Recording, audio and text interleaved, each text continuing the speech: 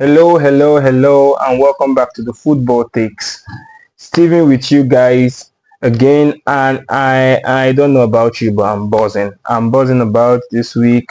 The Premier League is back. The champions are back, and we are on display on the first day of the Premier League being back. And yes, we are going to be playing Nottingham Forest. Um, but before that, Chelsea will be taking on Burnley away from home.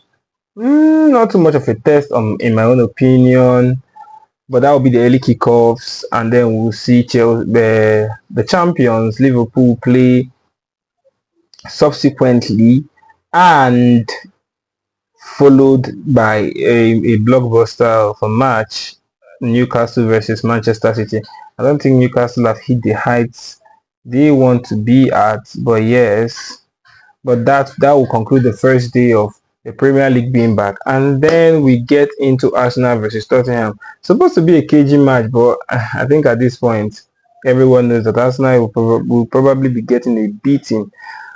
And then we get to Manchester United versus Everton. Still a very interesting match. So it's a power-packed, a beautiful matches filled week, and let's get into it. I don't know about you. I'm excited for this week, but I'm also excited to dive into the analysis and see what the predictions might be at the end of the day. Burnley versus Chelsea. I think that's a very, very good place to start, and also talk about the the what's it called, the international break, and how the players performed. Burnley versus Chelsea. We I think over the international break, the songs of Estaval were sung on mountains and on hills. And at this point, I think he should have his own personal composer or something, because everybody was the next instance sliced bread. And I think during the international break, Kopama returned, but I think he had an incident with his toe or something like that. But yeah, a blow again for Chelsea, and I know that will be a daunting one. But I think the team is gelling together over the weeks. It's Alejandro Garnacho, João Pedro, Delap, men coming together. They've been playing well together. They've been getting the results. Yeah, they've been getting the results, and yeah, Caicedo in the mouth of everyone, the best thing since sliced bread. And yeah, with James the captain, I think I saw an article out there talking about him being fit for up to a year. And yeah, everyone is buzzing and everyone is excited. So let's see what that brings in the long run. But for this match, I think they're going to do their due diligence against Burnley. I think Burnley. Okay, Burnley. Are they the ones? No, okay, it's not Burnley changing their mind. That's Wolves. So yeah, Burnley almost got a draw from Liverpool. Almost got a win from Manchester United. For the fact that they are the most corrupt club to ever walk the face of the earth. I think Madrid should take the the cake on that. But yeah, these are they are obviously having. I think they are going to cook. But I think Burnley showed some kind of muscle in these matches, and Chelsea should be wary of that. But I think ultimately Chelsea should be getting the winner there. And yeah, we move on speedily from Chelsea. Some other matches that will be going on at that moment. That's the early kickoffs of, not too much of an early kickoff. Okay, that's just the early kickoff match.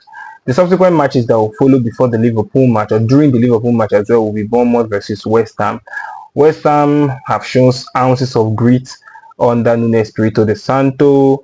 But yeah, I think but the Bournemouth started bottling it here and there with some of the matches they've been involved in. But let's see how they consolidate.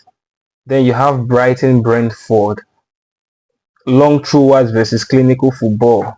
Let's see who wins. But Yeah, it's a KG one. Brighton at home, but I don't think Brighton has to do anything with home or away record. I think they just vibe and yeah. Then we see Fulham Sunderland, a very interesting one. Fulham is that one club that you know that they will give to Caesar what belongs to Caesar and take from the poor what belongs to them. But Sunderland this season so far are not anything close to the poor. I think they are third on the league table right now, and they are the first team in 8 matches to get a goal against Arsenal, and not even to talk of 2 goals. That was crazy. Broby's final kick, that was spectacular. So let's look at something there. Fulham has not been the most convincing, but obviously that's Fulham. They are not trying to be as convincing as anything. They will just vibe through the season. Liverpool versus Nottingham Forest. I'm so looking forward to that. I'm very bullish on this match. And why won't I be? I think Florian Wirtz is out for the match, as well as I heard I saw a report of him and someone else being out for the match. But yeah, he's definitely out. Gakpo comes into the team. Isaac is self-declaring himself as fit, but I think Ekitike starts over him. Then you have Salah in that mix as well, and then you have the midfield. I think the midfield remains complete as the same as last season. Gravenberch, Maka, and Soboslai, and yeah, we will see that strength in the midfield. I believe. I think we don't need much of strength in the defensive sense, but some kind of clinicality in the way things have gone. I think for me, most of the matches that basically it's been hard luck, except like I think the matches, the Chelsea and the Manchester United match is obviously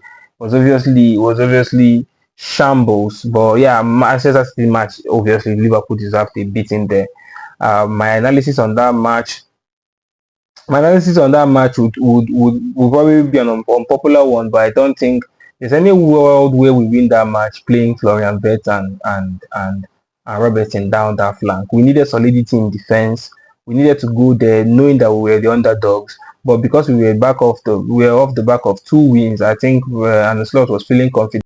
Florian Wirtz shouldn't have ever started that match. Should have been Gakpo from the offing, and yeah, that happened, but it is what it is. It is what it is. We move obviously, but yeah, I don't think in any world where we win that match with that kind of lineup. I think if we were solid defensively, probably we might have a shot. We probably wouldn't have won the match. The second goal, a deflection, and they turned a spectacular goal from Doku. By that point, Liverpool were already chasing the match. But yeah, that was it. Then we look at Wolves versus Crystal Palace. Wolves versus Crystal Palace. Wolves just changed their manager to this new Birmingham guy. Let's see if they get a manager bounce and if that helps them for anything. Yeah, but I think Crystal Palace is a strong team. Just like Bournemouth, I think they are going through a critical phase. But we all know this all these mid clubs, they always have this period where they do like they are winning the league. And the next moment, they're like, okay, let's submit some points over and away. And I think that's what the phase they are in. But I think Mateta and Sa being fit with Gehi as the rock in the back. Yeah, I think they should see off Wolves relatively easily. Newcastle United versus Manchester City. This match is looking like one of those that should be a KG1, right? It should be a KG1. There should be one where, what's going on here? Everywhere is up and down. There are up and downs everywhere. But it could easily go south, right? Man City could easily run away with it. And that is the strength that Man City has. Yeah, but I think Newcastle at home, that would be hard to happen because Man City is not been in the finest of form. Yeah, even with the Liverpool win, they have not been in the finest of form. But Newcastle away from home should be a tester, and we'll see how they will respond. Then we look at the coming matches. We look at Arsenal versus Leeds versus Aston Villa. So we look at Leeds versus Aston Villa, and we see not much of a tough match. I think, man, no, not probably probably a tough match because I'm thinking of it right now, and I'm thinking um, Leeds obviously they always show some kind of grit, and then they give all the initiative to the opponent, and then obviously drop points here and there. But they are doing well in the table. Aston Villa began to fire enough feeling that before they got hit by Liverpool. But yeah, I think overall they've been good, and they should be good enough to see off Leeds. But this is elite. This is Leeds away from home. But that notwithstanding, I believe they should be able to be too much of a force for Leeds to withhold. But it's yet to see. This is the Premier League. This is one of the matches that exemplifies the Premier League because literally anything can happen. Then Arsenal versus Nottingham for Tottenham Hotspur. I would say this. I would say this looks like a direct and easy win. And Tottenham shaking against Manchester United at home, wobbling in every department, depending on long throws, but didn't even come up. Kolo Muani being everywhere but doing nothing. Not even any form of cohesive football against Manchester United. But the obvious and the thing that the Premier League does is that this is a big match. Anything, literally anything can happen. And I think this is what we should look out for. This is something we should be mindful of because literally this match could go anywhere. Could end up in a draw. Arsenal could suffer or Arsenal could run away with it. So it's a lot of things and a lot of things could happen. Manchester United versus Everton. That's a very interesting one. Everton away from home under David Moyes, right? Under David Moyes, I don't think Man U is going to be having it easy. I think Man U is off of the bounce of okay, 2 wins, I played 3 wins and a draw, right? I think Manchester United they're going to probably they will have to earn every bit of points they take away from this match. It's not going to be an easy running. They're not just going to come and pick up the points and move on. These guys are going to really test if this Manchester United team is back on track or if they're just showing some glimpses of something that we don't know what it is. But yeah, they will be tested for sure, for sure, for sure. And yeah, that's my honest take on the coming week. I think Liverpool win. So I'm just going to go ahead to drop my predictions for the KG matches. Obviously, I think Chelsea goes away to Burnley, and I think a comfortable 2-0 win.